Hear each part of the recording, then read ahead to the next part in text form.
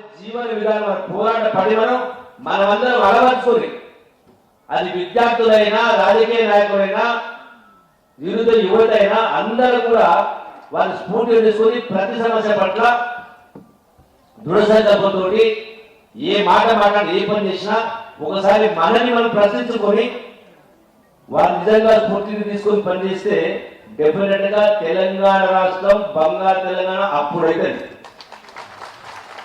ఈ సందర్భంలో మరి ఈ గొప్ప అవకాశం ఇచ్చినటువంటి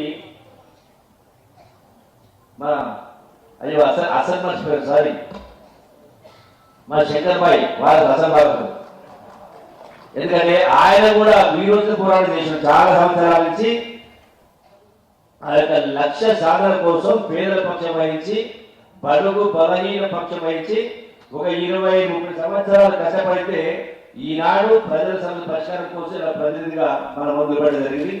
ఒక పూర్ణమైన ఒక కార్యకాలైనా ఒక మా ఇవే మూల ప్రభాకర్ అయినా మన కోదండరాం గారు ఎందుకంటే చెప్పాలి కానీ నిజాయితీగా ఒక లెక్క ప్రకారం ఒక పద్ధతి ప్రకారం ఎన్ని అవమానాలు గురైంది పాపం కోదండరాం గారు కూడా మళ్ళీ గొప్పగా పరిపాలన చేసి మాట్లాడతారు. కాబట్టి పీడ విరుడైంది. మళ్ళీ అటువంటి పీడ దళిత తెలంగాణ దళితాపులకు రావద్దు.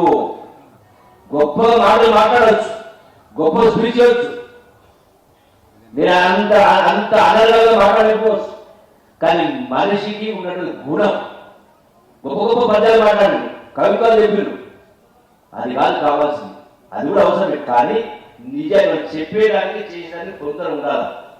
గత పాలకులు లేరు. కాబట్టి ఖచ్చితంగా ఐలమ్మ గారిని స్ఫూర్తిగా తీసుకొని తెలంగాణ రాష్ట్రం బంగారు తెలంగాణ కావాలని ఆకాంక్షిస్తూ ఈ అవకాశం కూడా ధన్యవాదాలు చేస్తూ థ్యాంక్ యూ వెరీ మచ్. ధన్యవాదాలు సార్.